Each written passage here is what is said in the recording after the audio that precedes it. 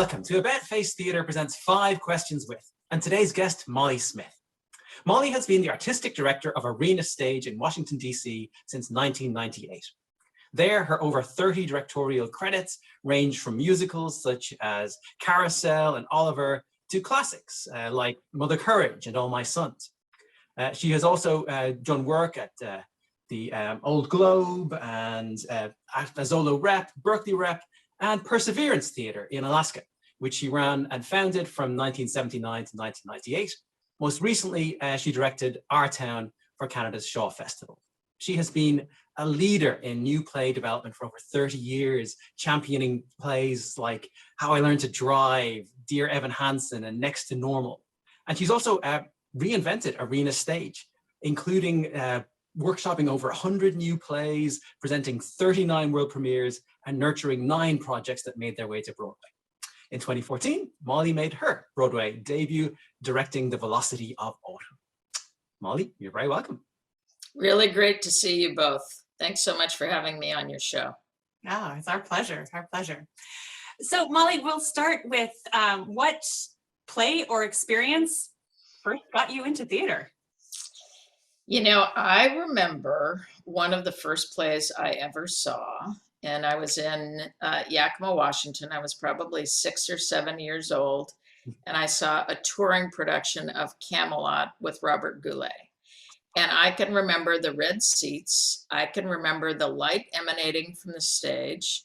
I can remember where we were sitting, which was on the right side of the balcony. I can remember leaning forward and being absolutely fascinated with it. And then probably when I was in grade school, our schools used to take us to different productions like Bye Bye Birdie and a production of Cinderella. And I just think I was hooked. I was hooked. I was hooked from a very early age. I was hooked so much that I was a terrible student, except for in the areas of reading and literature. I actually didn't care about anything else. Wow. Science, math, didn't care. So only the A in SMART. Yeah. Yeah, that's exactly right. Fantastic. Excellent. Okay, well, Molly, so you obviously worked on so many different great plays, musicals and so forth, but can you tell us one great play that you love and why? There's actually so many. It's hard to say. And I'm going to choose one of the greatest plays that I think I've experienced is Angels in America. It isn't one that I worked on. It's one that I've seen numerous times. But the effect on me and on this country, because it's both personal and political. You know, anytime that there is an important movement in this country, plays are written about it. You know, if we think about the AIDS movement, and the first plays were purely informational, like As Is, and then you kind of moved into plays like Normal Heart, and then you moved into plays that were more expressive, like Baltimore Waltz. And then within a 10-year period of time, Angels in America came. Because I think that writers take a longer gestation process in the theater than in just about any other form. And that is the great American play. So people have been asking me, what's going to be the great play with the pandemic, you know, with what's happened with the virus. And I think the first plays are going to be informational. And then it's going to start moving forward. I don't think we'll get the great play for a decade, or the Trump administration. I think it's going to take years, years and years and years to be able to synthesize and gestate what's happened. Yeah, Absolutely. Yeah, it does. It takes time. So can you tell us about a time in your theater life where something turned out differently than you expected it to? Every day. I mean, I don't know if there's any one time, because that's to me, that's the joy of theater, and that's the joy of creativity, is that it's always different. You know, what I think and what I expect often is overturned. And I actually like it that way, because if it were the other way, then it actually wouldn't be an art form, would it? Yeah, no, very true. Okay. All right, Molly. So you have had already this amazing career in the theater. But what is it that keeps you coming back to the theater? What moves you? What excites you about theater? Yeah, another great question.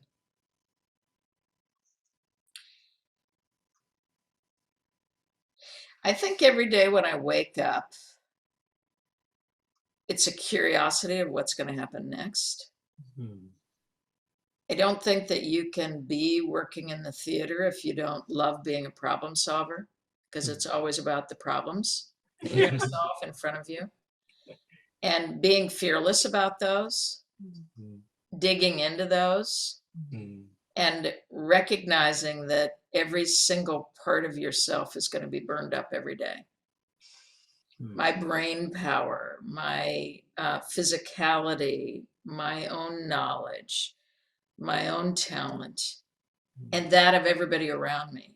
Because if we aren't running fast, then what are we doing, right?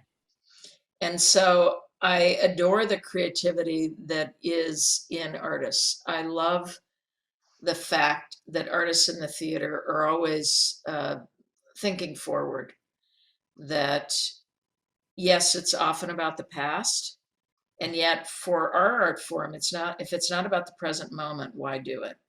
And that is whether it's a brand new play or whether it's a major reinvestigation of something else. That's great. I think that's a great test. I like that.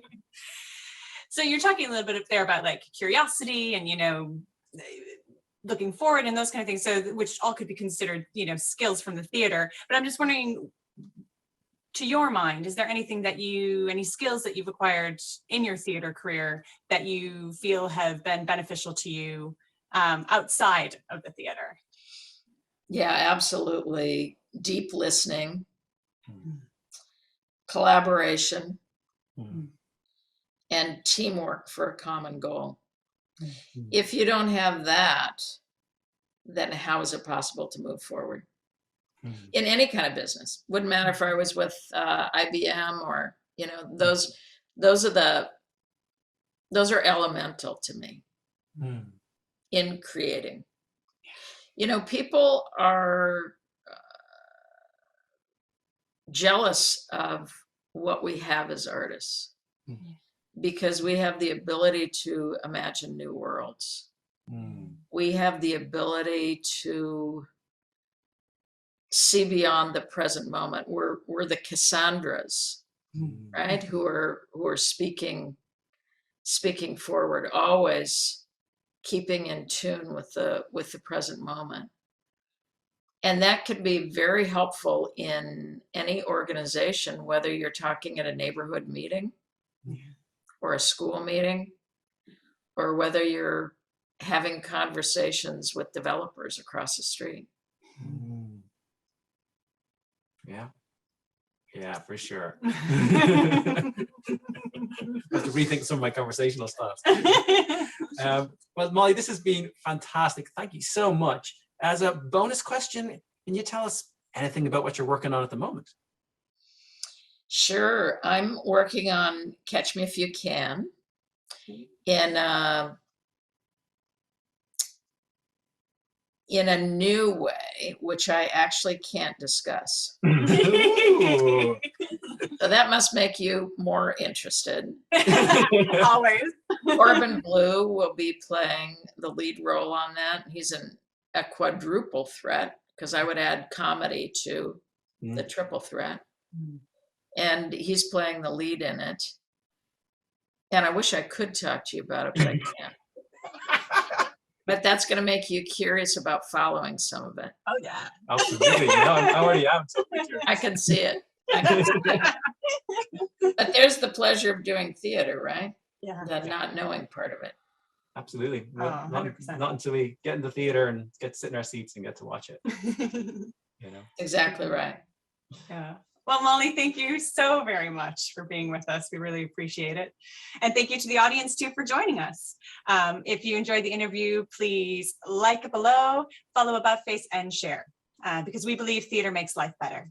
See you next time on AboutFACE Theater Presents 5 Questions With. If you've enjoyed this video, please subscribe to us on YouTube, like us on Facebook, and share. Thanks for watching.